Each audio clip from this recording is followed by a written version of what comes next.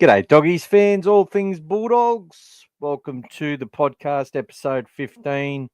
It's a bit late, I know. Sorry to anyone who was waiting and wanted to come on and say hello for this week. There's been a few other podcasts running, which would have kept you. Oh, there we go. That's a bit queer. I had my phone going there with the podcast on and heard myself talking. Anyway, welcome to those who have joined the podcast. Sorry it is late. I had to be in a short week, trying to do as much work as I can. And took on way too much work today. So there we go. Had a lot of fun out there. So round 8, 6-0, we go to the scene of the crime where we ambushed the Broncos last year. Come say hello on the chat if you're here watching. This record-breaking team of the Bulldogs and their record-breaking fan base. So well done to you all. We just setting more and more records, which is wonderful and thoroughly deserved for all the people who have kept the faith, as Peter says, on all things Bulldogs when discussing the big issues. Welcome to everyone. I just want to thank G'day Bilal. How you going, mate? Thanks for coming and saying hello.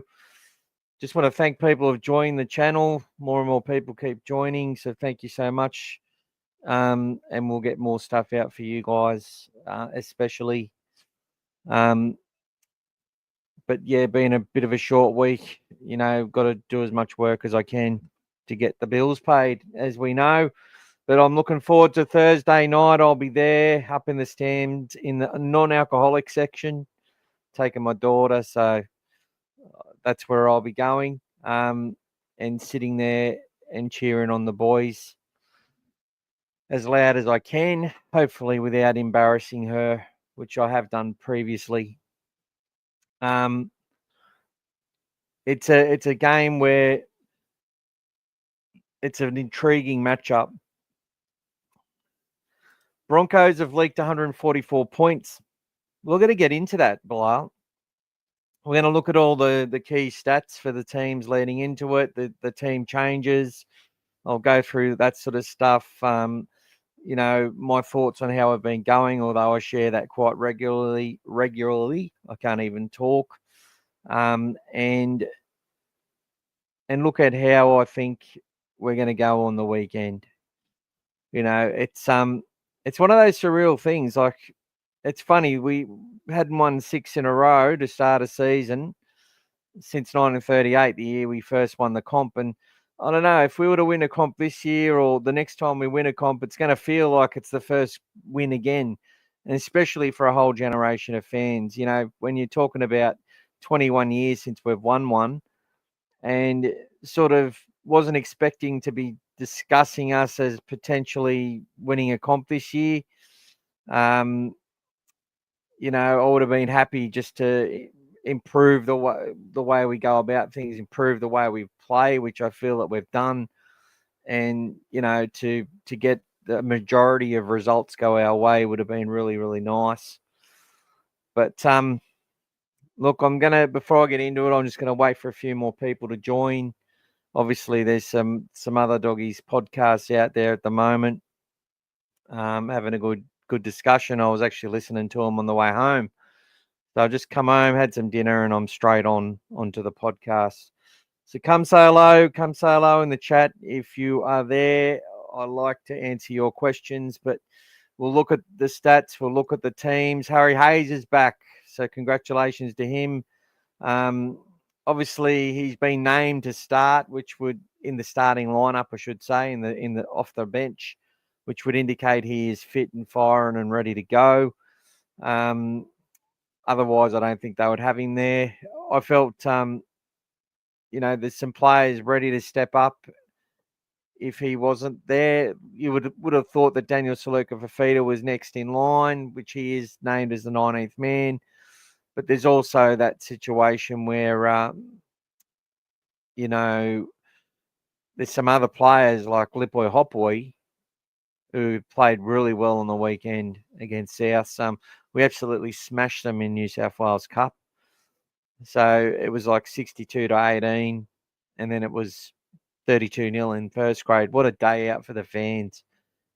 Especially, and apparently there was like 10 or about 10,000 fans pretty early to that match watching that New South Wales Cup game, which would have been a real thrill for them. Bulldogs the only team to concede under 100 points. Yeah, I was making that point yesterday in the review. I couldn't believe looking at it, to be honest. 58 points from 6 matches. That's less than 10 points a game. And if you take out the first 2 games, it's like 14 points in our last 4 matches. It's ridiculous how small it is. And if there's a team that can exploit that and exploit us, it's the Broncos. And the reason I say that is because they've got 2 very experienced halves.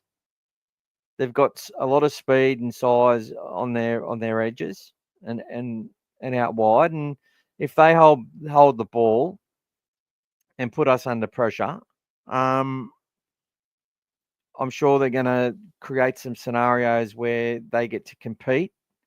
And if we don't catch clean ball, we could be under pressure. I think the kicking game of the Broncos is something that could cause us a lot of issues. And obviously they've got that threat on the outside. So I'll get the sides up now. Considering we've got, I think, 13 people watching at the moment. Welcome to everyone. Come say hello in the chat. Let's have a look at it.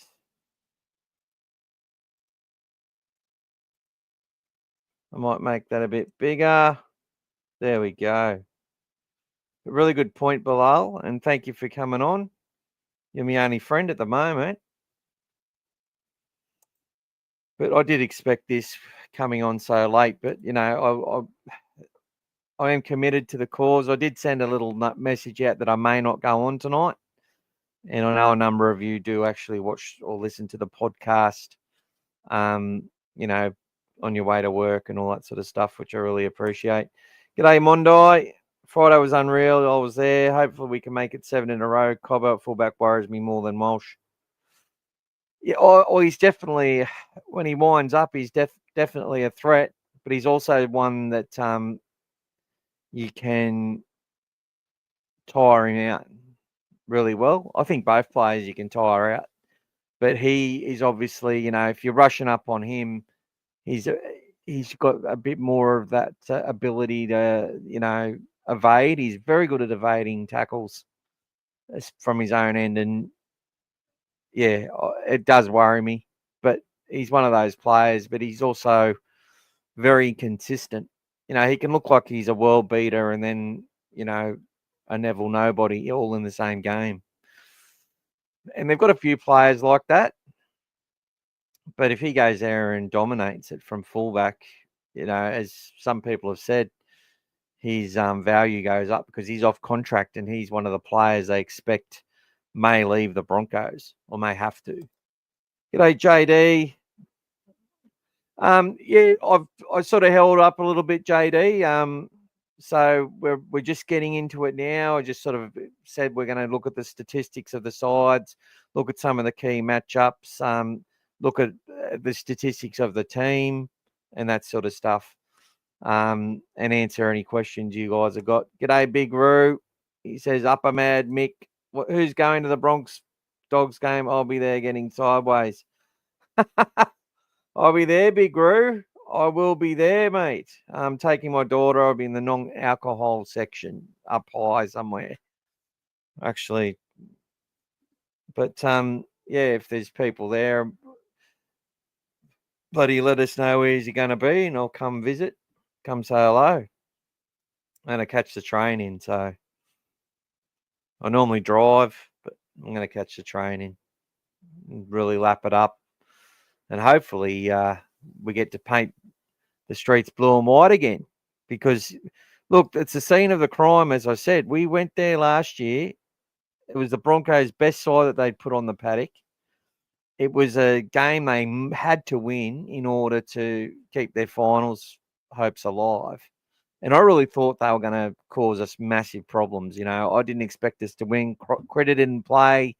We had a bunch of players not play, and it was an absolute demolition of the Broncos. But it's one of those games too, like they got within 6 points at half time with a ridiculous try that they scored. And I was really worried about that, but we went away, straight after half time, bang, bang, bang. And you look at our performances, a lot of our performances, whilst our attack was really humming that day and they didn't expect it, I think, we've seen a lot of similarities the way we've dominated games this year from that performance.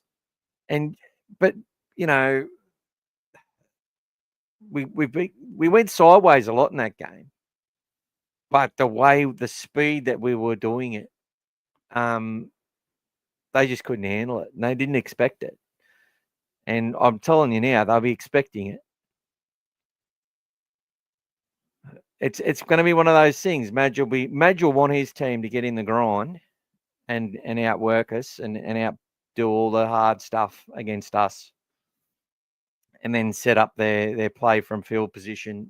They'll be looking to play a similar game to us and utilise their experience and their speed and size to eventually crack us into submission. And that's what they're going to want to do. And, there's vulnerabilities there for us. But you don't hold two sides to nil unless you're going all right. But it's just so hard. When you watch that 8 years where we lost so often, in a situation where we're constantly losing, right? It's hard. No matter, I come from a culture as a fan of watching us win and expecting us to win, and we can beat it, and having hope we're going to win this week, no matter who it is. We're going to beat them through any decade, through any game. Even in, the end of 2008, when we just lost 50-something to nil against Para, and then we had to play Wests the following week, and we got Ben Chizowalski and players like that running around. I'm like, we're going to bounce back. And then we lose 50-0 again, right? Following year, we make the prelim. Our club, we were so much used to winning. But after that period of losing, I sort of, it's a weird feeling. I don't know if people feel the same way. I was talking with a good mate about it. And I don't know, like I still have this, it's like, are they that good? They are, aren't they? They're that good. But I still am worried. I'm expecting it all to fall down around me. When really, I just want to trust what I'm seeing, which is, and it's far from perfect, which is what makes me really happy and excited. They're not doing everything right, but they're going about things the right way. And I think that's a major part of the battle, right? They're going about things the right way all the time. And the last few games, when we held those teams to nil, we just tortured them. We're like, well, we don't have to utilize moves and plays. We don't have to use plays unnecessarily. We'll keep them up our sleeve if we need them against the Broncos. If we need them against the Storm or the Panthers or whoever it is, we have to pull it out of the fire. We'll use it. We'll set up for it then. But otherwise, we'll just keep tiring them out and help that team lose the following week. Actually, that'd be an interesting stat.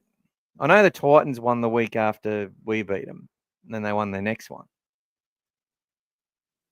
But I'd like to see how many teams have won the following week after we've played them.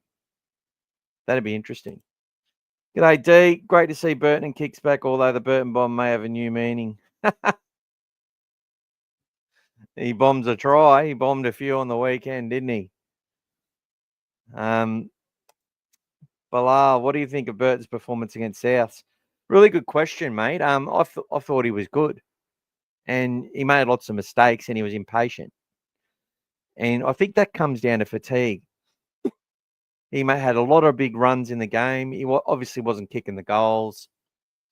Wasn't doing too many kicks in general play. Sexton was doing a fair bit of that as well. And he obviously threw that intercept when and cost us a try. Obviously, I think he bombed 3 or 4 tries, but he makes 194 meters because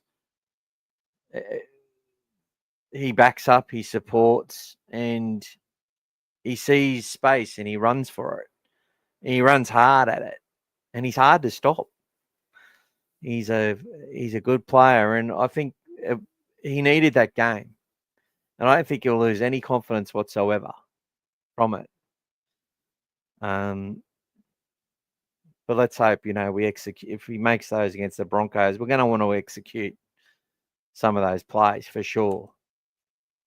What I said, good to see the Bulldogs fans going to the game up there. Fill it out, boys, with blue and white. If we can control Huss, we'll have a good chance of winning. Definitely. They've got a number of players, though.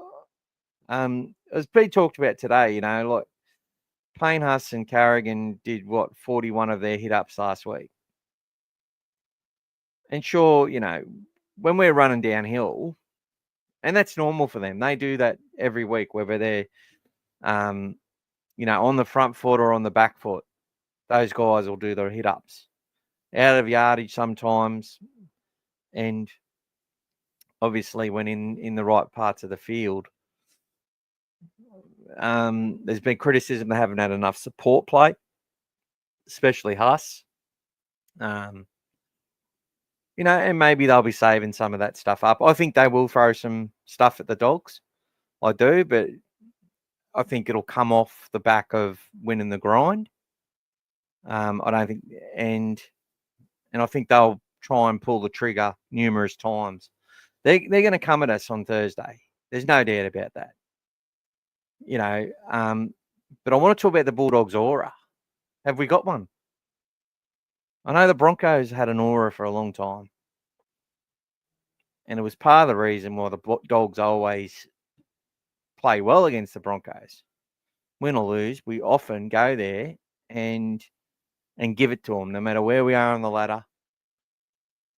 We go out there and we give it to the Broncos. We run hard, we tackle hard. Because of that legacy, that aura they have, and they sort of lost it. I get that, and there's a new wave of players, but we've always stepped up for the Broncos games, and even when if they've run away from it late or we've lost it. I remember there was probably 2013, we got flogged by 30, 40 points, which was a shitty day at Suncorp. Benny Barber was there. The first game I walked out of early, I just couldn't stand it. It's never happened to me before. Never done it again. But yeah, it was just a frustrating game of rugby league that day. I'd expect there'll be at least 8,000 Bulldog supporters in this match. And there'd be more if members who weren't going to turn up were able to sell their seats to Bulldogs fans.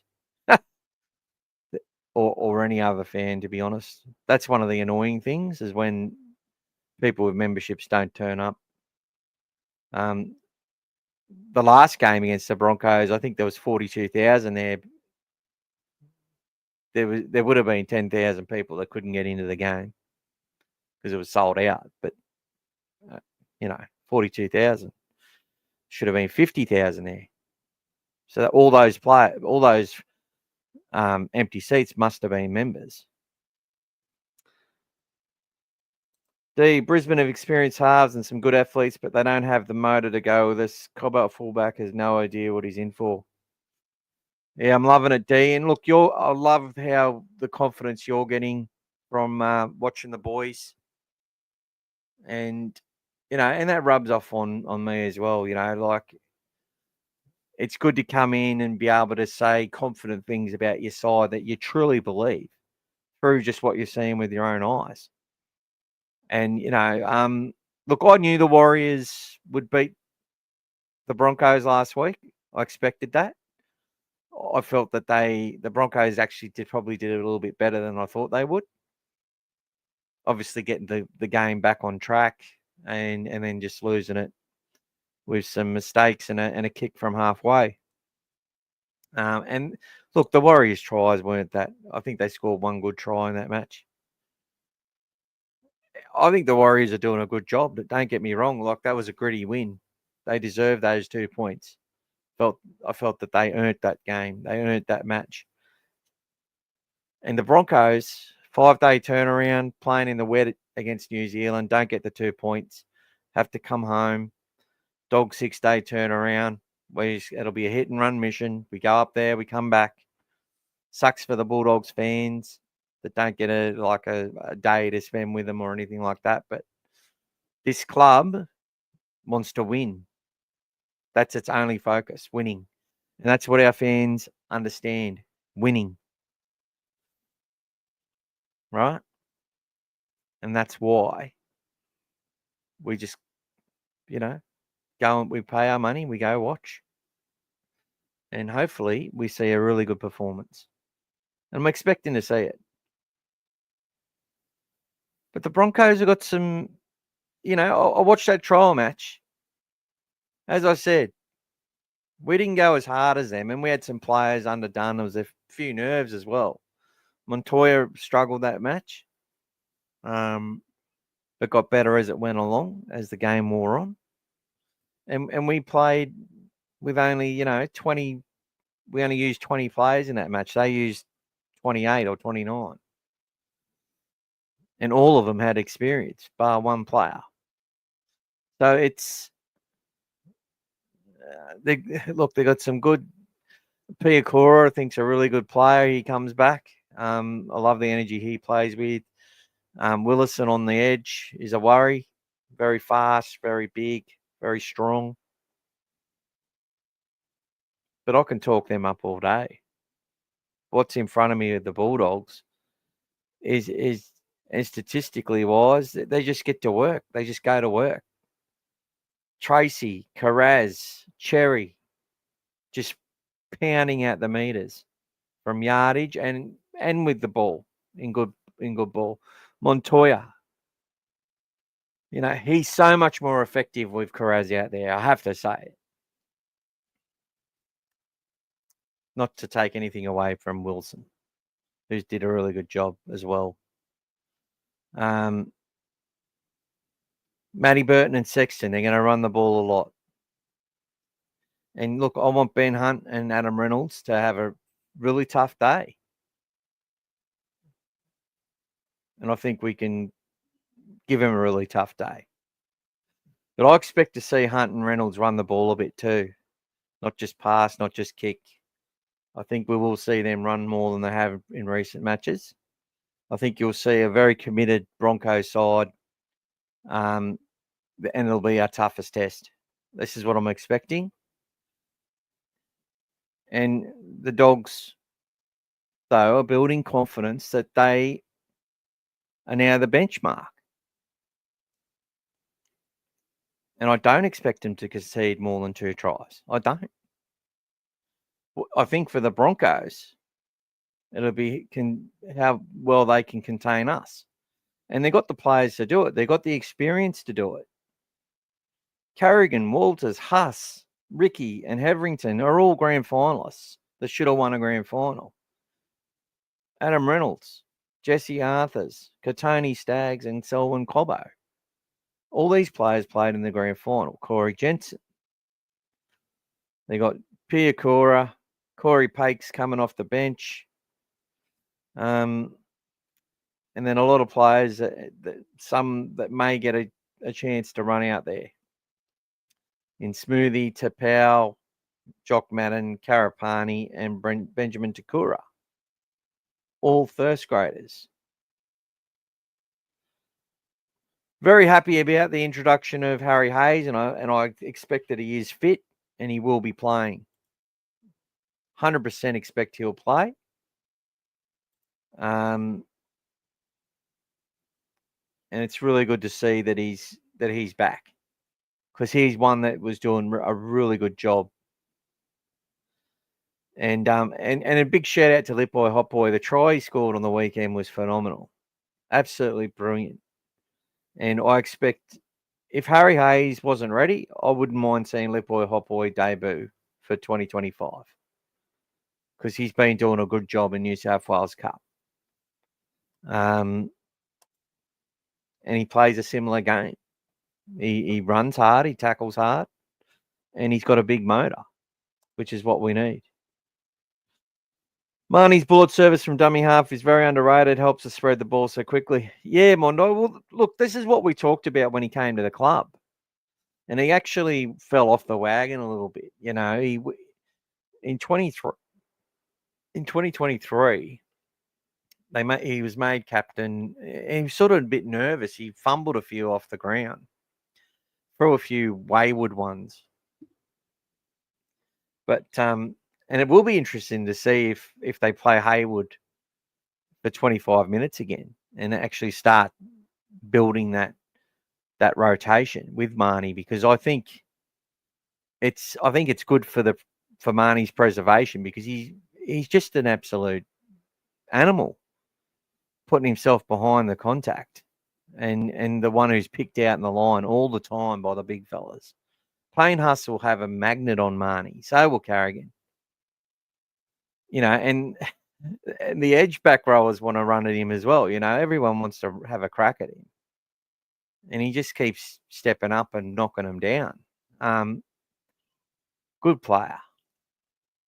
And his service, the speed and flatness of the pass for the halves to run onto that football cannot be underestimated. And look, some of the commentators actually, especially the ex-players, they go, like, you'll hear Johns and that sometimes. I'll be like, pass.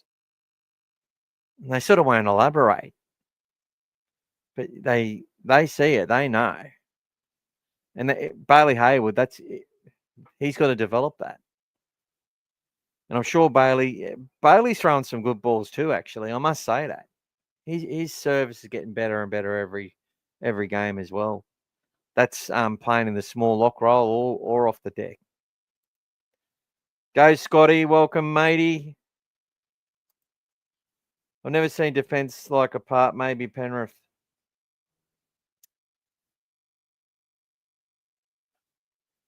You've never seen defence like it. I know. Look, we've still had our vulnerabilities and issues. Our right edge has conceded all but one try this year. Left edge conceded one.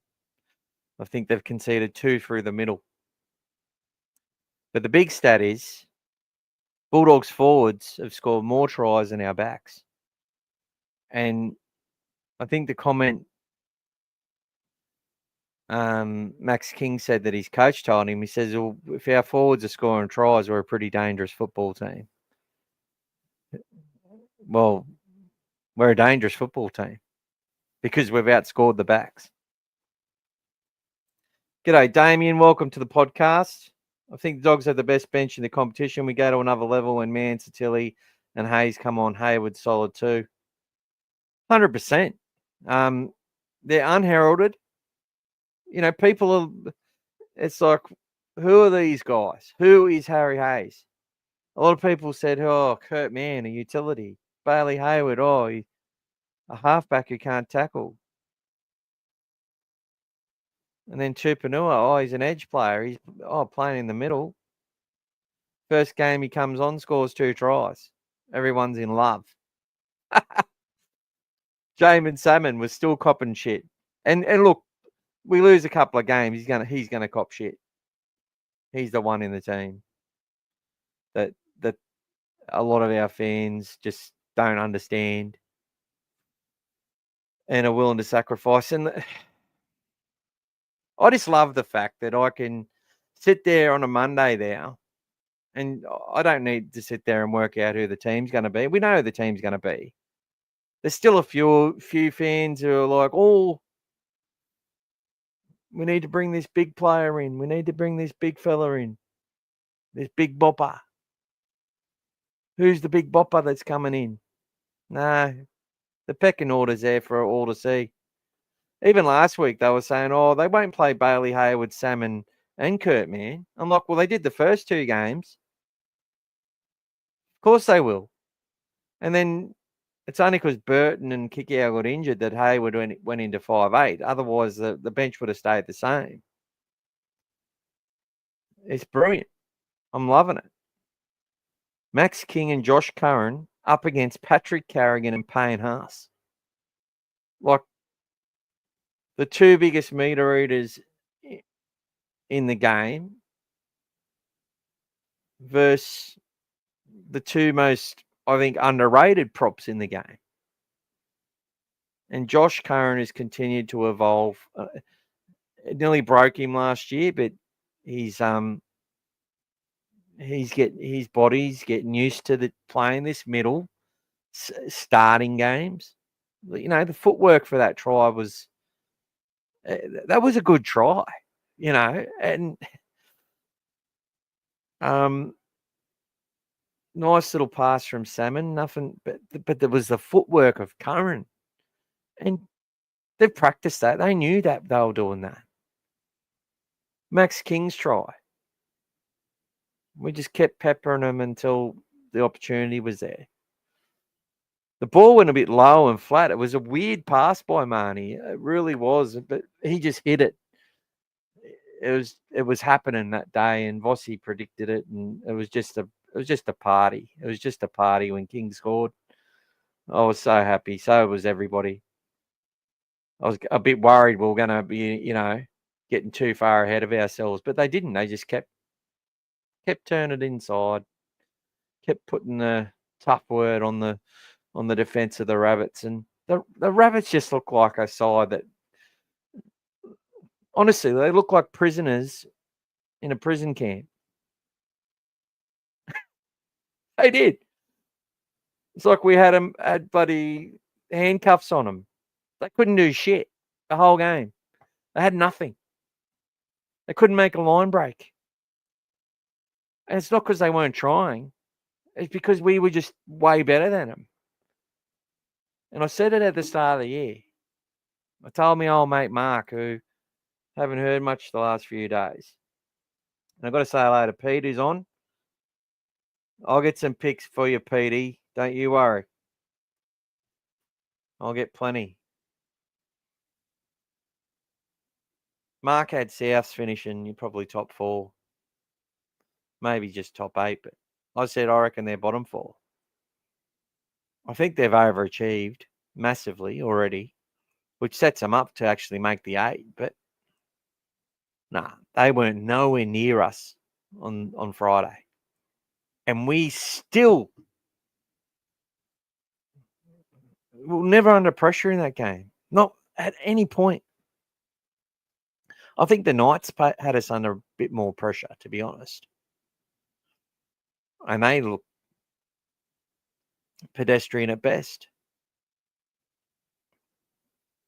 It's quite funny, actually, because the team that's probably we've found hardest to beat all season has been the Parramatta Eels, who controlled the game in the second half, and we let them control it and just kept rucking it out and keeping the ball in play and going set for set with them. And they won the field position without Mitch Moses. And I like the way they played against the Tigers on the weekend. I really do. I wouldn't be writing them off, unfortunately. And I think they're going to win a couple more games before we play them at the King's birthday. And I think it's going to be one of the matches of the season. I really do. A few ex-Bulldogs in that side, and they're starting to get some confidence. So good for them. But will they be able to go with us? because I think by that round, like anything can happen between now and then, but I think by June the 9th, the Dogs are going to start hitting their potential. So I think that's the scary thing for the opposition. First run back from a spell, he done well. He did, Scotty. Talking about Matty. We share the load better. We certainly do. Our team definitely shares the load better than the Broncos. And I think if they shared the load a bit more, it would make them more of a threat. I think Burton was awesome. He bombed tries, but it was him making the breaks. He was rusty. Yeah, exactly my thoughts as well, JD. Evening, Timmy. I hope you had a great Easter too, Timmy. I really do, mate. Yeah, we had a good Easter. I ate too much chocolate as usual when I'm trying to bloody lose weight, and I keep putting it on. Yeah, Scott, it's we had a bit of rain yesterday. It was dry today. It's going to be cool overnight, and I think we'll get some rain tomorrow night, and then I think Thursday is going to have some probably 20, 30 millimeters. So just depends when it happens. But that's going to bring those two sides closer together. G'day, Jamie. Oh, you're heading to it, are you, mate? Well, we should all catch up and say hello. Thanks for coming on, buddy. Montoya has been an absolute mission this year, and I love it. Yeah, well, what about his pat? You know, I can't believe people are saying it was a slap. And Corey Parker this morning says, oh, he slapped him in the face. He slapped him he patted him on the shoulder, was what I thought. That wasn't a slap. If you're going to slap someone, you slap them. Slap them good and proper. It was a pat. It was a pat on the back almost. It was like, oh, well done, mate. You knocked on. Fucking pissed me off. Montoya's a beast. Just remember, everyone, this will be the toughest encounter thus far. We will get some losses at some stage, but love to win this one. Glad they played Birdo and kicks last week, but they're better for the run. 100%, Pete. And look, many people were of the opposite opinion. They're like, oh, leave Burton out. Don't let him rest another week. Let Kickout rest another week. No, these are players that need to get out there and play. Right? That's the thing with, especially Burton. He needs to get out there. He's like a racehorse. He has to have a good trial run, good blowout, and then you set him for second or third up, and he's going to go hard. You know, and he hit the ground running this season. I felt it was his best start to a season, and it just sucked he got that injury because he was ready to go. And look, I think we'll see the best of Matty Burton again this year. He's just going to get better and better. He still hasn't hit his peak yet. He's still a couple of years off. That's the scary thing. And I think this week, though, he's going to have a much better game. He loves playing the Broncos, Matty. He loves playing the Broncos. And so does Kickout. And Carraz as well. It's funny, man. Like, I was watching New South Wales Cup and just seeing the players get that. Watching Rinnie Karma and Sewer doing the Carraz offload where they run hard into the contact, turn their back and just, basketball it back and get the second phase happening. It's like, yeah, they're all getting ready to play their part in our team. And Wilson with 4 tries is pretty good. I don't like being compared similar to Penrith. Like when people say Penrith Bulldogs, I think we do things our own way, really. G'day, T123. Welcome back again. I think it's a fair comment. Look, you don't have to like it. There's a lot of people who don't like it. I don't like it either. I don't like it when I say it. but there are lots of comparisons. We play a game style which is based on survival of the fittest. It's based on roles of each player that is uncompromising, and it's about playing on the front foot because you do all the little things right. And look, I even watched the Roosters when Gus got them going, and then he got the Panthers going with the help of a lot of people, right? But creating this strategy, getting the kids who come there to fall in love with the place, to have your supporter base just worship the place, and you have the young kids coming through that all they want to do is play for that club. And it's based on these principles and non-negotiables in the way that they go about their business. And this is what I said earlier in the podcast. It's sometimes we haven't done things well, but the way we've gone about it has been, almost perfect. So it's how we're doing things. Sometimes the end result doesn't work out. Sometimes the execution isn't there, but it's the way we're setting things up. There's been games where we, like against the Knights, we just kept going sideways. But we're keeping the ball in play and forcing them to chase for longer and holding the ball for longer minutes. And eventually it just drained it out of them. And then we saw the next 2 weeks. What have they scored since then? 4 points against the Tigers and then 14 against the Sharks. Like, it almost destroyed the Knights, what they had to endure against the Bulldogs. And I expect the South Sydney Rabbitohs are going to really struggle this week against the Storm. And I think the Storm will put 50 on them. I really do. I think that's what they're in for this week, South Sydney. We'll see what happens. Wayne Bennett might make them believe otherwise. Right? But I think the Dogs and the Broncos is going to be a massively big game. And I expect that we don't fear them.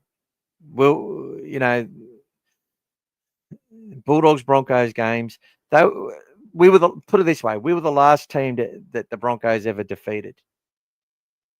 It took them longer to beat us than it did to beat any other side from their inception. The Broncos have always looked at the Bulldogs club as one of the yardsticks of the competition. It's true. And Wayne Bennett knows all about the Bulldogs. Don't you worry about that. In the gulag. I've no time for Parker. What's he talking about? He tapped on the back. It was a joke, but good for us. Practice with 12. Well, there you go. And that was good to see the coach give him a rap for that as well. We could have conceded points easily there. They nearly scored. Totola nearly got the ball down. But no, they said no. We're not allowing this. We're not allowing that team to win any point of the game. They're not winning the last 10 minutes. We're going to win it with our defense.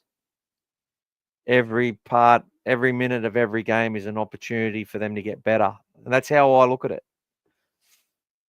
And they don't turn it up. When they fail, that's an important thing they've learned. And I'm glad that they actually talked a little bit about it. They're allowed to fail. Because that was another thing that Gus installed into that Panthers system. Because they had all these people who were perfectionists, and Serrato's one himself. And that was a lesson for him. That's why they brought James Maloney to the club. People with the goldfish brain. He just keeps swimming around thinking they're seeing new horizons when it's the same bowl they're traveling around. Puts the bomb up, goes dead. Next set, puts it up, same spot, goes dead. Next set, puts it up. Oh, they score from it. He throws that cutout pass as an intercept. They're losing. He runs there again, throws it again, they score. He doesn't care. He doesn't drop his lollies. Doesn't drop his bundle. And that's what he was. He went there to teach a player like Nathan Cleary that you just keep pulling the trigger. And I saw that in Burton in many sort of games where he started to do well. Is he was happy to pull that trigger and pull it again and again and again and again. And repetition of effort and repetition of what they've been doing in games all this season through whatever the game plan has been a feature of the Dogs' play. It hasn't been always the most exciting thing to watch. Round one, Burton left kick from 40 metres out from the opposition line. Nice little soft, drop punt to the left-hand edge for Feeney. Parramatta game, Sexton from his 30-metre line down to the 10-metre line of the Eels. 10, 15 times in a row.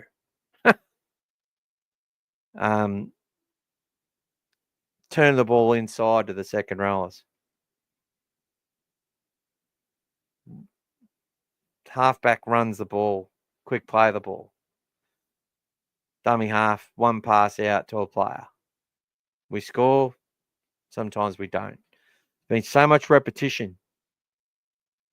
They know what they're doing. They're connected and they expect to win. And that's fucking dangerous for other teams. The coach built the Penrith defence. Of course, it's going to be similar. Penrith have a huge forward pack. Timmy says, I reckon the Bulldogs 1-12. Bulldogs 20, Broncos 8. First try scorer Preston and man of the match Sexton. I'd love to see Toby get man of the match, and I'd love to see him make a break and score a winning try. Let's have a look at some stats. Let's compare Patrick Carrigan with Max King. This year, 7 appearances. He's averaging 14 hit-ups. He's got 424 post-contact. He's got 8 offloads, so 1 a match. He's tackling at 94% efficiency, and his average running meters are 179 meters. Let's have a look at Max King.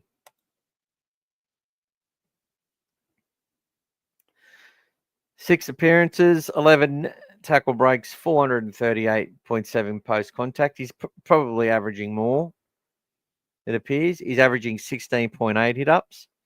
So he's taken more hit-ups. But I think that number will obviously come down where we have more competitive games. The fact we've had so much possession in the last couple of matches has really boosted some of the averages up for our boys, especially our number one prop in Max King. Max has had 8 offloads as well. He's tackling it at 97% efficiency. Hasn't had to do as much defense as Carrigan. And he's averaging 164 meters, which is really good. He's put himself out there as at the moment in the top 5 or 6 props in the game as Max King. Now let's look at Payne Huss, who's the number one prop in the game. Hidden Adam Fanua Blake.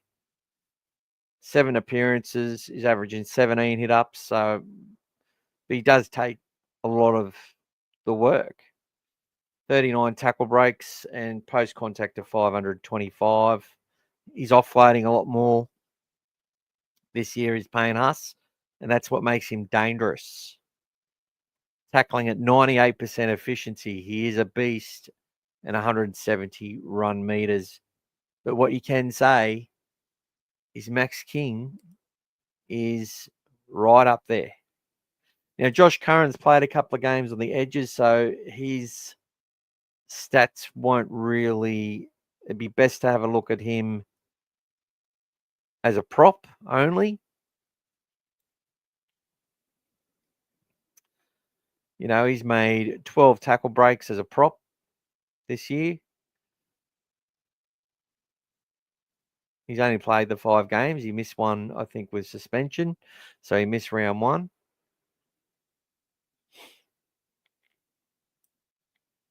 He's made about 100 tackles.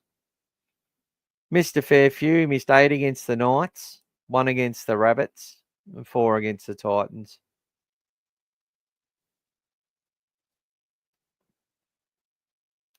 And his average running meters, you can say he's averaging about 115. Pardon me, guys. It has been a long day for me. A very long day. So there you go. So what's your predictions, everyone? I'm tipping the Bulldogs are going to win this match by 22 points to 10. 22-10. And that's with the Broncos playing really well. It's a bit arrogant, isn't it? Team stats. Let's go through them head to head. Broncos have won 28 games out of the 48 in the NRL era. Dogs winning 41-16 the last time they met. The game before that, the Broncos, which was Josh Reynolds' day, defeated us 44-24. We were looking really good in that match till Sexton got injured. They've lost 2 in a row. They lost to the Warriors and to the Roosters. They beat the Tigers in a high-scoring match. They beat the Dolphins. They beat the Cowboys. And they smashed the Roosters in round 1 before getting smashed by the Raiders in round 2. Dogs 28-20 over the Dragons, 40-24 over the Titans, 16-8 over the Eels, 20-6 over the Sharks, 20-0 over the Knights, and 32-0 versus the Rabbits. As I said, we have conceded only 14 points in the last 4 games. That's less than 4 points per match. That is I'm going to say it again. 88 points in 4 games. So that's 22 points scored and only about 3 points against in our last 4 matches. Against the Eels, Sharks, Knights, and Rabbits, with 2 of those sides in the top 8. Wins this season, Broncos 4 from 7, Dogs 6 from 6. They've scored 198 to our 156. And the Dogs have only conceded 58. No team comes close. The Dragons have conceded 118. Completion rate, Dogs at 80%. It's really good. Broncos 76. Tackle efficiency, pretty much the same, 87%. They're scoring 28, conceding 20. We're scoring 26, conceding 9. Average play of the ball speed. We're better than our opposition team. Hopefully the Broncos aren't allowed to lay all over us the way that other sides have been doing in the last couple of weeks. Dogs have only won 9 from 31 at Suncorp, so it's been a bit of a bogey ground for us, especially in Magic Round, which is the week after. And wins overall, the Broncos at 54% in the NRL era. The Dogs getting closer to getting that back over the 50% mark every time they get the win. So there's some stats for the Dogs and the Broncos.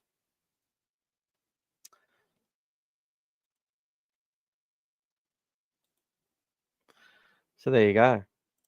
Scotty says, I reckon Sexton has bulked up a bit. Yeah, he's definitely a much better defender than he was. Burton's a big 6. Dogs 30-10. 30-10 says Scotty. I like that. It's better than my 22-10 and better than the 20-8. But last week I said we'd beat South by, I think, what did I say? I think I said 36 points to 2. And we beat them 32-0. So it was pretty close. Who's the ref? Let's have a look. I'll get the team list back up. The ref is not appointed yet by the look of it, which is interesting. Let's have a look, hey?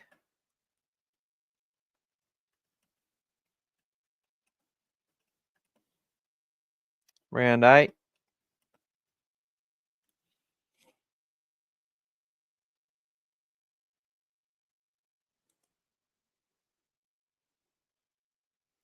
Oh, I forgot it was an Anzac round this week. We got an Anzac jersey.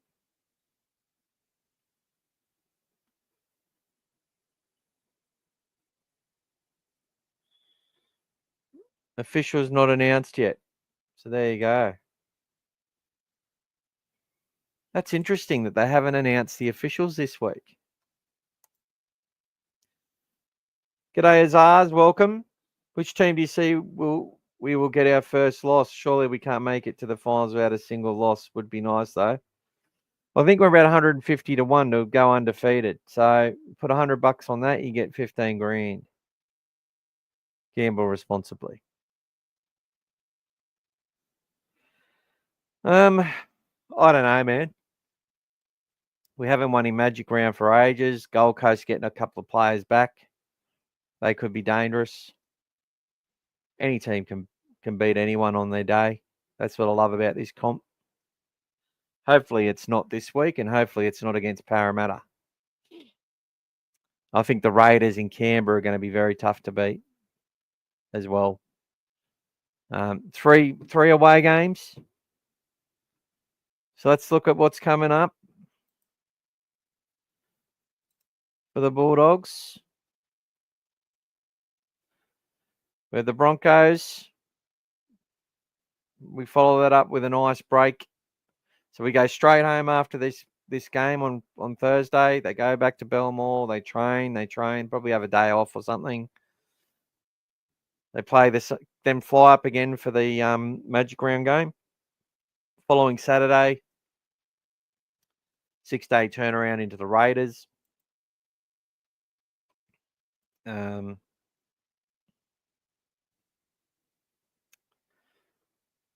Then we have a 6-day turnaround back at a core against the Roosters, Friday night match, free to wear, followed by a Thursday game at a core.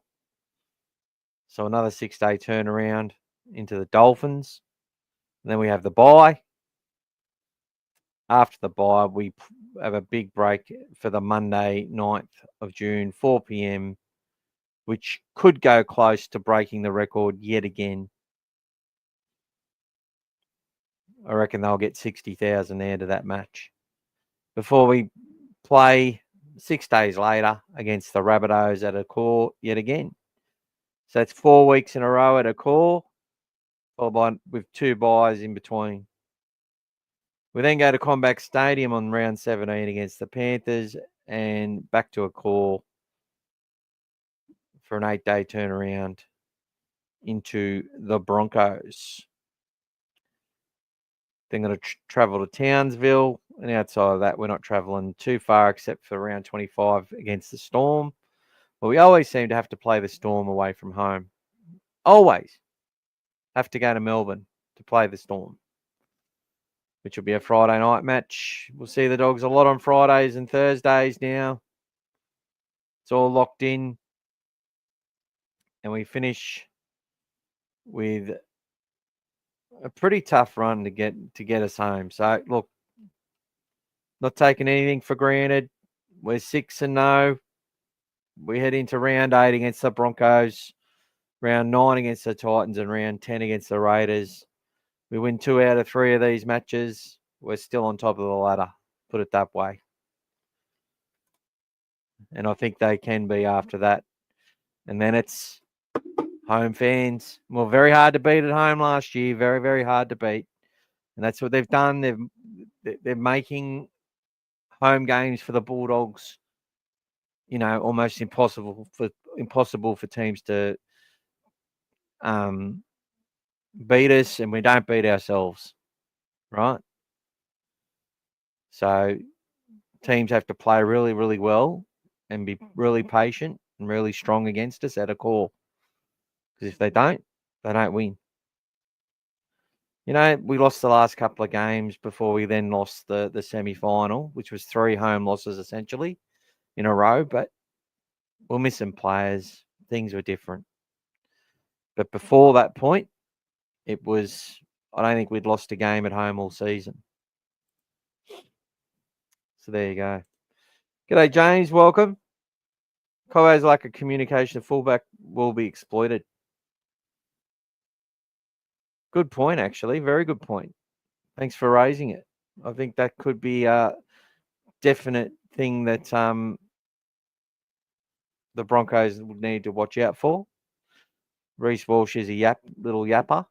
But in saying that, you've got Ben Hunt and Adam Reynolds on each edge, and I'm pretty sure they're good at getting spacing right and that sort of stuff. Reynolds has been some part of some good defensive efforts. South Sydney when they won the comp and leading up to that point. And even when they under Madge started losing a lot of games, they weren't getting flogged. They were just getting out, beaten to the punch sort of thing. And then in that 23 season of the Broncos, Adam Reynolds had a really good year when he played. It's $151 if we don't lose for the season. Yeah, that's what I said, buddy. You put $100 on that, you win 15 grand. Gamble responsibly. Scott says he thinks it's Sutton. Nobody's been named yet, buddy. Timmy says we have Dolphins and we're the only team they haven't beaten. Well, that's what I'm saying. There's only one side that beat us in their first ever game against us. So since the Dogs have come into the competition, only one side that's come in, and that was the Warriors. Every other side that we've played that's new to the comp, we beat them. And for many of those teams, it took them a while to actually get one up on us. But look, the Dolphins finally beat the Panthers to get that monkey off their back. And, we haven't beat the Panthers in ages. So they're going all right, the Dolphins. They've got a good balance to their squad. And teams actually trying to mimic what the Dogs are doing, having that extra mobile player in their pack and carrying a sort of smaller guy that's versatile and can play anywhere if they need it. And having players with the bigger engines and bigger motors that can get there and defend for longer periods. Teams are doing that. JD, I'm going to the Canberra game in Canberra and going to Para game. Can't wait. Well, we'll hopefully meet up, JD. We're all going to meet up. There'll be some Queensland people going there. Pete Webber will be there. Mark will be there. I'll be there. Timmy will be there. And you'll be there, hopefully, buddy. No 5-day turnarounds after June. Yeah, we haven't had any 5-day turnarounds this year. We didn't have any last year, which was good, but we did travel a lot last year.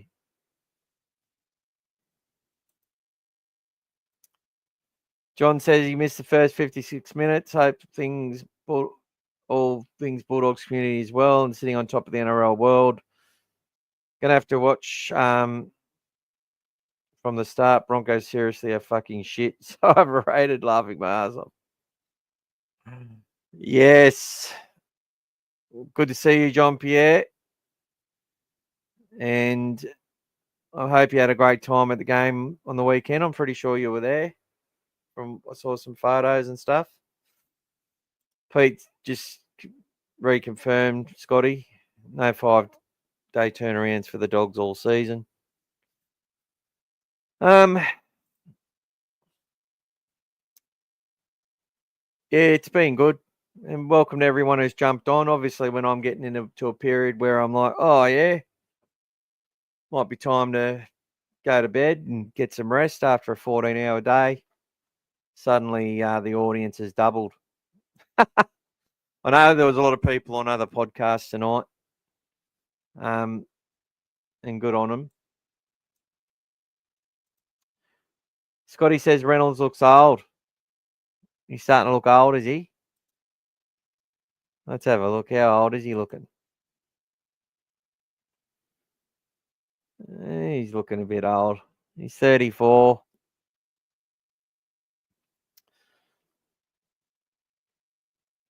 He's a good player, old Adam Reynolds. But hopefully he breaks his leg this week. That's not very nice, is it? So, guys, we might get a keys to victory from the Dogfather out tomorrow. I'll do my best. I'll be at the game, obviously. I'm not sure if I'll take any videos or anything like that. I like to keep it pretty low key. But if anyone's on All Things Bulldogs, reach out. We're happy to have, happy to meet up with people and say hello. Have a cafe, have a cuppa or a Coke or something. I won't be drinking. Although I might need one, hopefully not. But yeah, I'll be high up in the stands. But I actually like the stands up high at Suncorp. I find the views a lot better. I've had some premium tickets pretty much on the sideline and found that I couldn't see the game as well. So yeah, I don't mind it. So even back near the goalposts, to the side of the goalposts up high, it's a really good view. You can see everything from there. And to be frank, there wasn't much available a few weeks ago when I got tickets. So I'd say there's none now. It'd be a bloody sellout. I should have a look at it, but I won't. So yeah, guys, it's that's the side. We're happy with the team. Harry Hayes is back. Good news for him. New South Wales Cup. The Dogs go up against the Panthers this week. I wonder if they got the teams named. They do. Let's have a look at it. I'll present that now.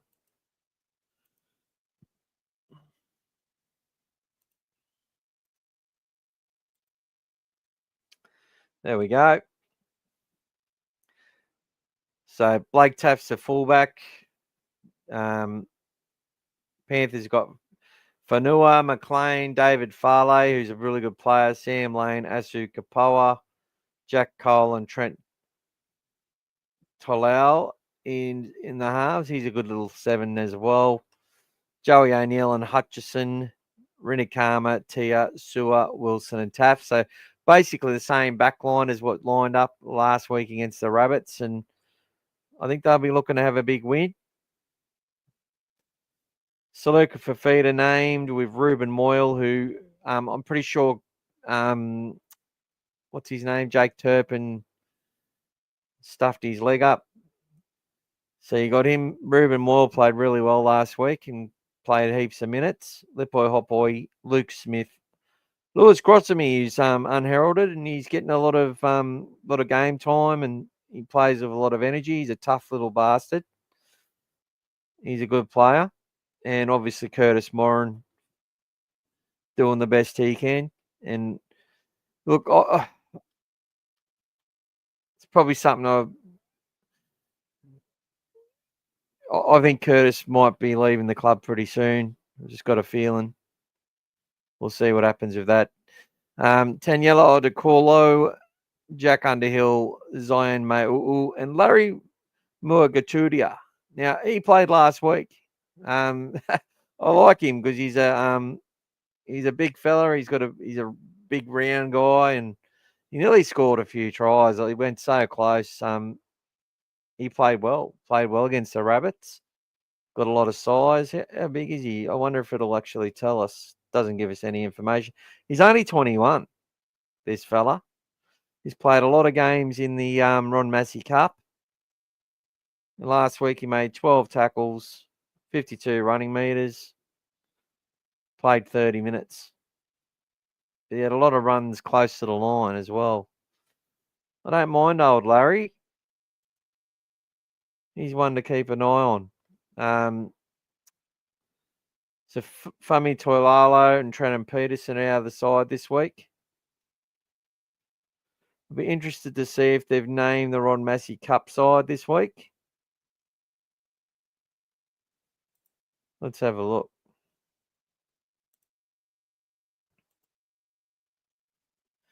They have. So we play the Saints. Rogeri Warvik at fullback. Trenton Peterson. Jacob Lowy, Bronson Rubin, and Mac Puafisi. I'll tell you, young Mac Puafisi goes all right too. Don't you worry about that. Attack-wise, these kids are really good. Toby Sullivan and Adam Runchell. Oscar Bryant's been doing a good job at hooker. Very good in attack. Callum Donaldson is a really strong edge player. Leighton Borg as well. And Lachlan Misford. Alan Holton's another one who's got big raps. And they haven't named a full side there, but always interested to look at who's playing in the that side. And it'll be also interesting to see who lines up for Jersey Flag this week. The Dogs playing the Panthers as well on the Saturday. Tay Cochran back at fullback, which is fantastic. Cooper Toy on the wing. Kafusi, Hamish Wilson, William Mafawalo, Joseph Taupa, who's a really good talent, really strong talent. I think Alex Conti will find himself in the number 7, or it also could be Mitchell Woods. AJ Jones moves into that side with Patrick Young. Sosefo Finau, Logan Spinks, Jed Reardon, and Bud Smith.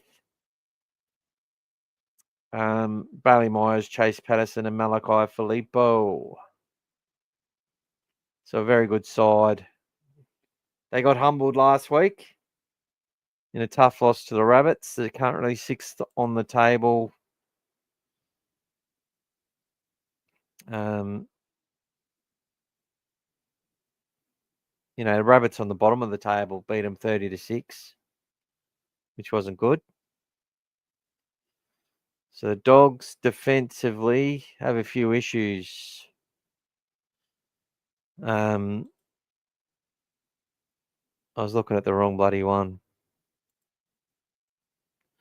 The Jersey Flag ladder. Oh, Rabbitohs 2 wins, 5 losses. So look,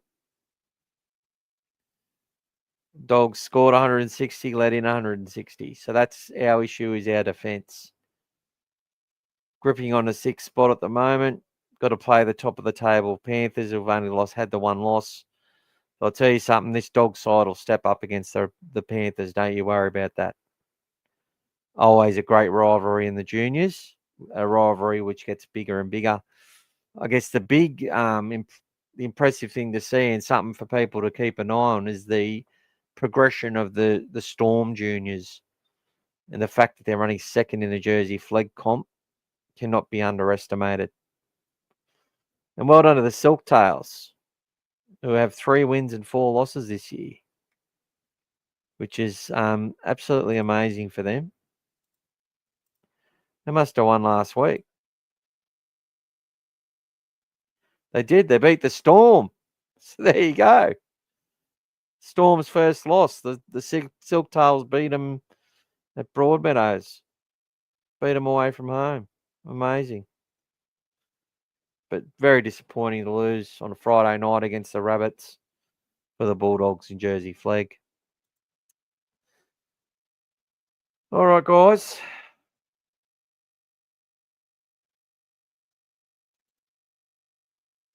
John, well, yeah, I'll be going to bed in a minute too, buddy. I was seeing Gus and Terry Lamb in Belmore today, and I heard him talking up Sam and how much work he does for us that he's not seen, hence the signing. Hopefully, see you guys at the Canberra game. Oh, hopefully you went and shook Terry Lamb's hand, mate, because you only got to walk in his vicinity and he'll shake your hand. Never met someone who actively looks to look people in the eye and shake their hand. I love Terry Lamb. God, he can drink too. Night, JD. Thanks for tuning in, brother. Sorry it was a late one. They said, Sir at centre, how's he going there? He goes well, buddy. He's been playing at centre and on the wing. But he's just got really good footwork and good contact. And it's about developing these players and having them defend in the different areas on the field and getting a feel for it so that they can fill in where they need to.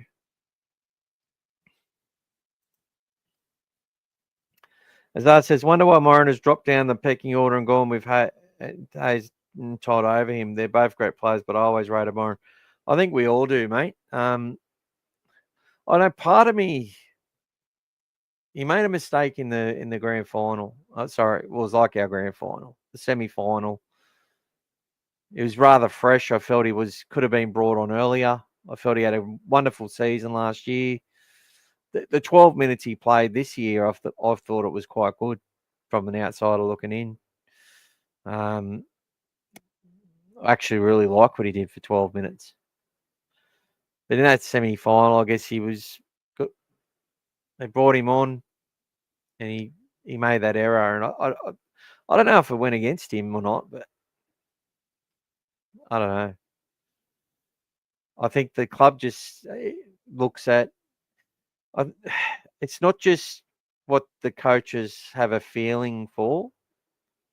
They utilize a lot of data.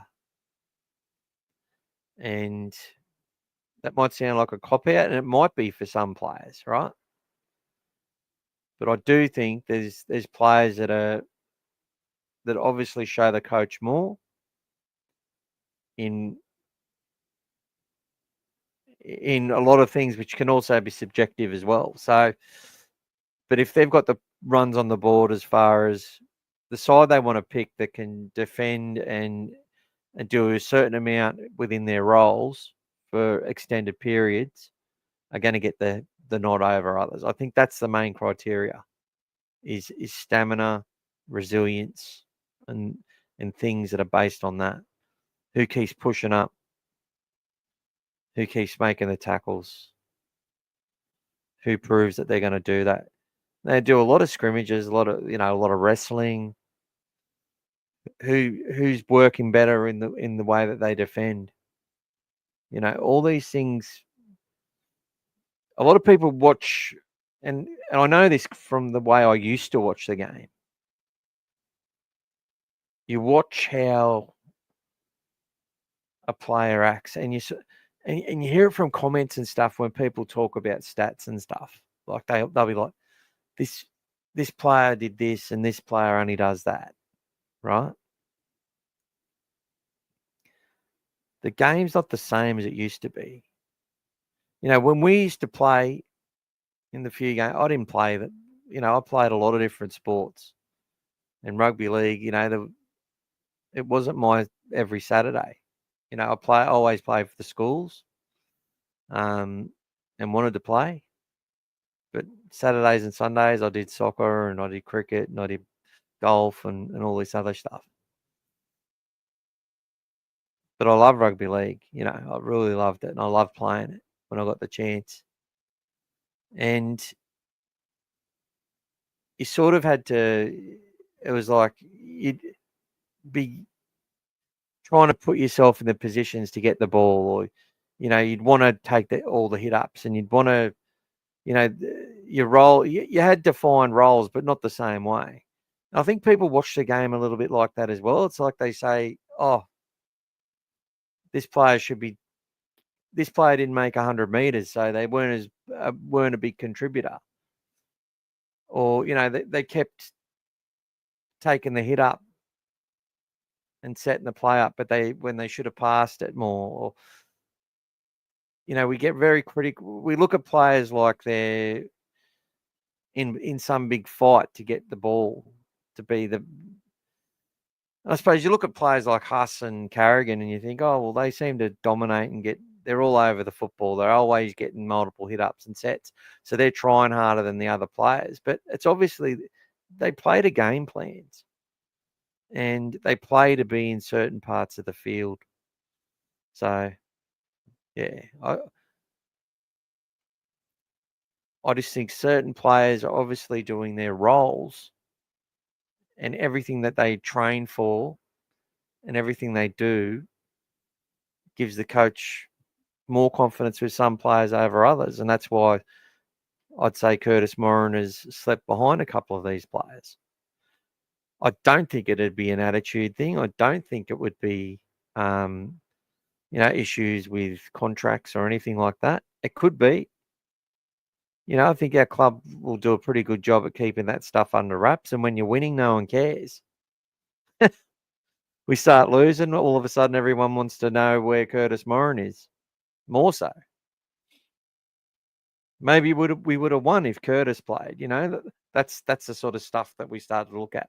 Why is Salmon there? Why can't Curtis Moran be there?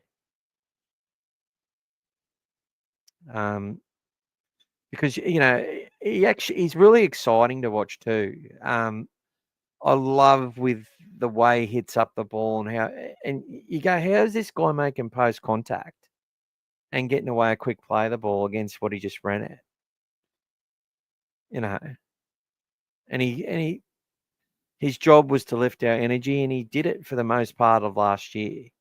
But I do just wonder if that mistake in that final put question marks on him.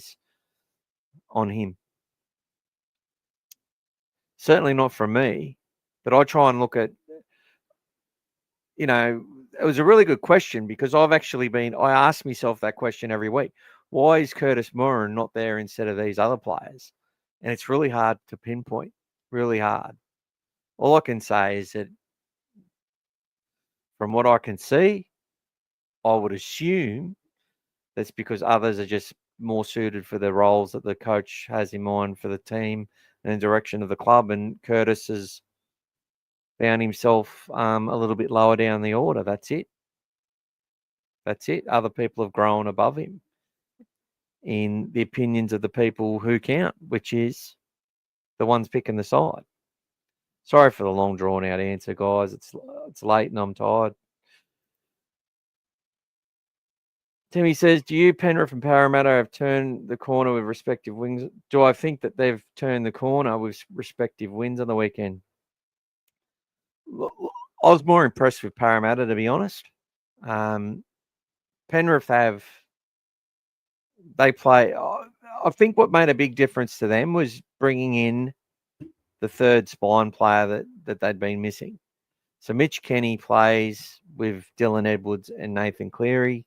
You got the three of their spine players on the paddock. It makes a huge difference to their chances of winning. You add Azareo to that, their spine is essentially 5 players, and they've got 4 of the 5 there on the field. They're a much better unit in both attack and defence. Obviously, you add Mitch Moses to a side which is learning some new systems. Bailey Simonson has been really strong as well. His carries, the aggression he's been running with. He's stamping himself as a really strong player. Like Bailey Simonson, if he keeps that up and doesn't get a recurrence of an injury, if he starts doing that every week, that's going to add a lot to that club. And players like the Samranis and the ones, like they've got a pretty gun-looking New South Wales Cup side, the Eels.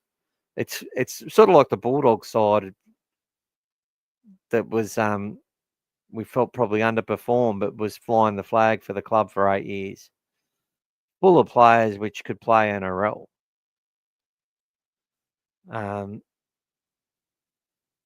And,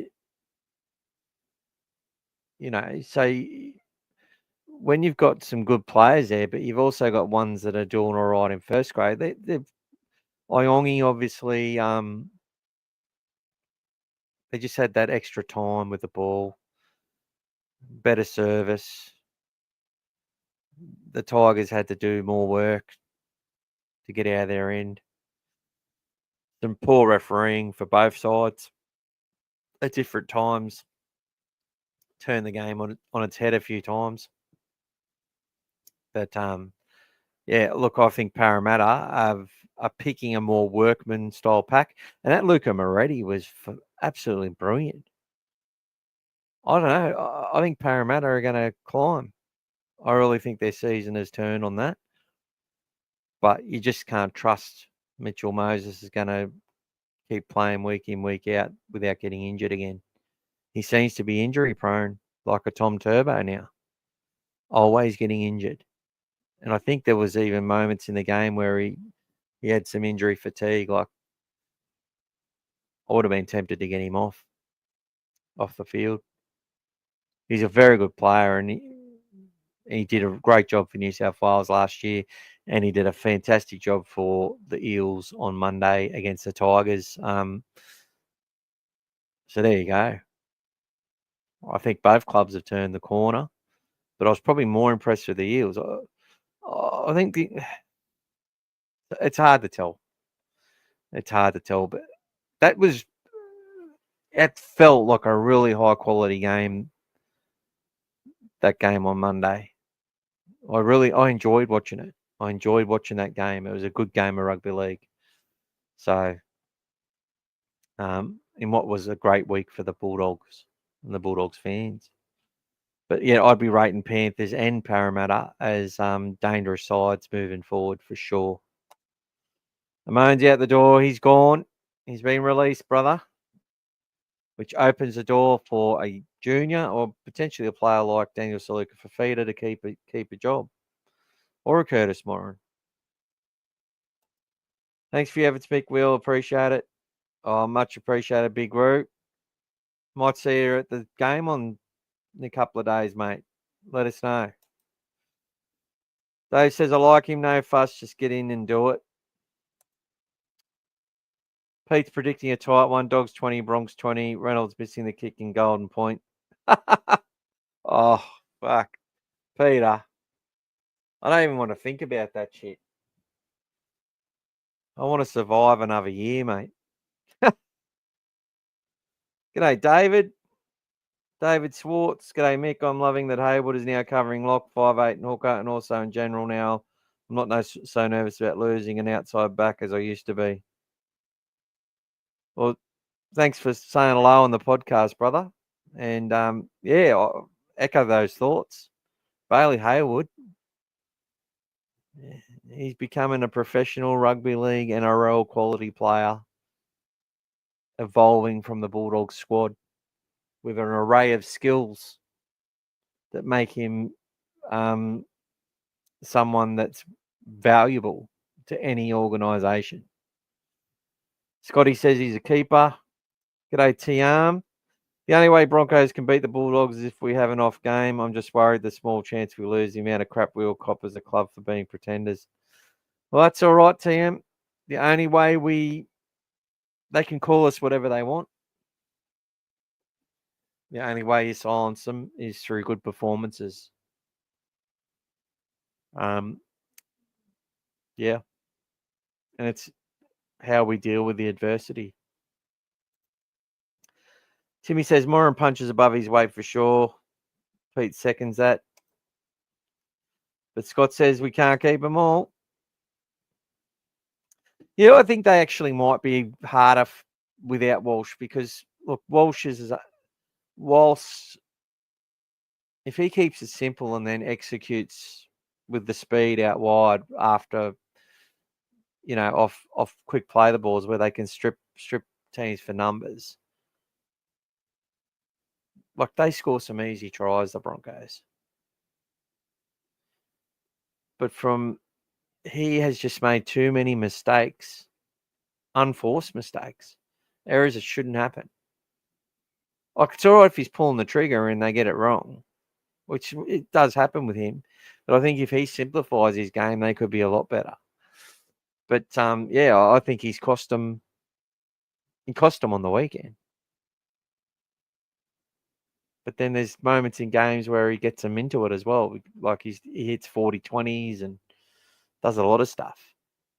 But yeah, I think Cobbo might be a bit more of a worry, especially earlier in the game. You know, if we can really work him over and tire him out, it makes him a lot less effective. Timmy would say Knights are more in trouble of getting the wooden spoon. I think with Moses back in the Eels, team changed their mindset in just one game. Yeah. I thought the Knights would be in trouble this year. I thought the South Sydney Rabbitohs would be in trouble. And, you know, Titans have had a few injuries, which makes it harder on them. But look, it's the competition. It's been good for a team like us to win, and we're 4 points clear at the top. Effectively 2 points clear of the Raiders, if we want to look at it properly. But if, how do I say it? The Bulldogs have sort of got that little buffer, but the rest of the competition, Parramatta are only 2 wins outside the 8. You know what I mean? It's still early. We're officially a quarter of the way through the season. And any team could become a side capable of winning the wooden spoon, just as much as any team could. You could make a case for any team making the 8. Like Tigers could still finish with a wooden spoon. That's a definite possibility, even though they're looking a lot further away from it than they were. South, to me, are a chance at the wooden spoon. The Titans, the Eels, they're all wooden spoon contenders this year. I think one-town teams have a bit of an advantage in that regard, where teams like the Cowboys can appear to be not going so well, but pull off some wins. You know, it's just such a good competition, such a good comp. I'll tell you who won't be getting the wooden spoon this year, unless there's a salary cap breach or some shit, the Bulldogs. But you can't tell me we're breaching the cap. You could not tell me that. Because I think our best 17 would be rated worth a lot less than the Broncos' best 17. I can tell you that much. As far as salary cap worth. Thanks, Scotty. You have a good week too. G'day, Tony. You just tuning in now. Likely address this. Thoughts on Cobbo instead of Walsh? Yeah, we have addressed it a couple of times actually, bro. So yeah, he could pose more of a threat. The fact that his running game, he's good at evading tackles. If you put pressure on him, he can step, and he's also got that power. So earlier in games, he's a real worry. I think we're gonna, and he might just. But there was a good point raised that communication-wise, he might be a bit of an issue for the Broncos in defence. But he's played there before, and he actually played fullback for Wynnum coming through as a junior. So he knows he's got to talk. I was answering it before, was I? There you go. I think Dogs kicks will target Mariner. We tend to target one player, yeah.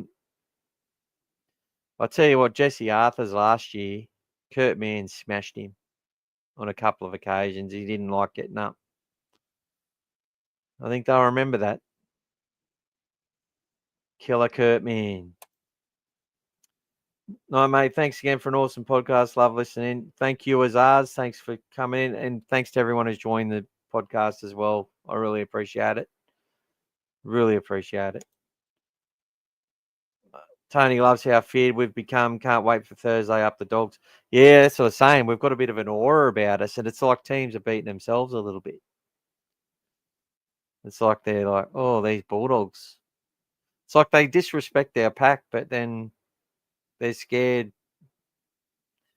that we're just going to outwork them. It's weird, isn't it? I think our first loss will come against Raiders in Canberra in a few weeks. They are too tough at home, but they drop games away. Yeah, let's chat before the game, Pete. We'll have a little video call. Might call you from the game.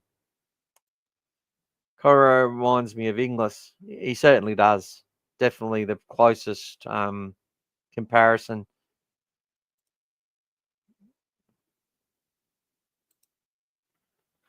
Well, thanks for joining in, everyone. I know we went on late tonight, but I was going to do this tomorrow, but I thought people want to come on and say hello, and it'll be there for those people to listen to tomorrow.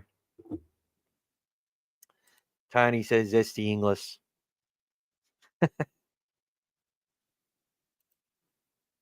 Thanks, brother. Lest we forget for this weekend. Looking forward to seeing the boys run out in the New Jersey. Yeah, well, last year on Anzac Day, I read out my my grandfather's diary from World War II. He was in a concentration camp. I should say that prisoner of war camp. One of the worst in Changi.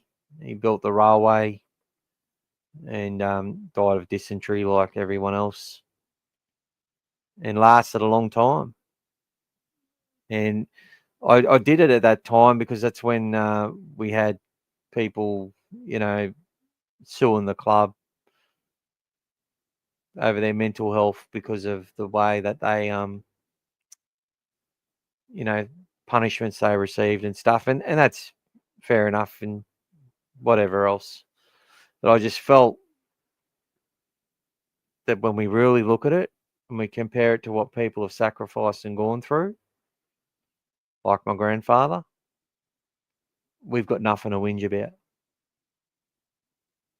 I know it doesn't feel that way because I'm out there every day on the road and I feel like I've got a lot to whinge about. But when we reflect on it and look at it and the meaning of it all,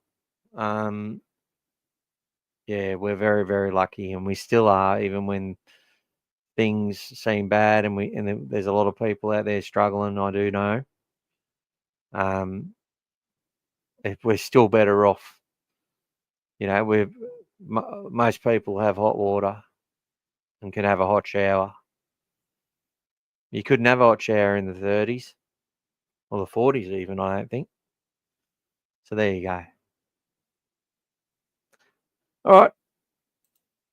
Yeah, I want to have you on again as well, Timmy. You'll be coming on. I think you'll be coming on to the next quiz. We'll do the quiz again soon. It was the bye week. We might do that on the bye week, Timmy. We'll have the quiz again. People want to get Pete Webber onto the show too, I heard, especially me. All right, night, everyone. Thanks again for joining. Great speaking to you all, and go the Bulldogs. Have a great night, and I'll see you on Thursday.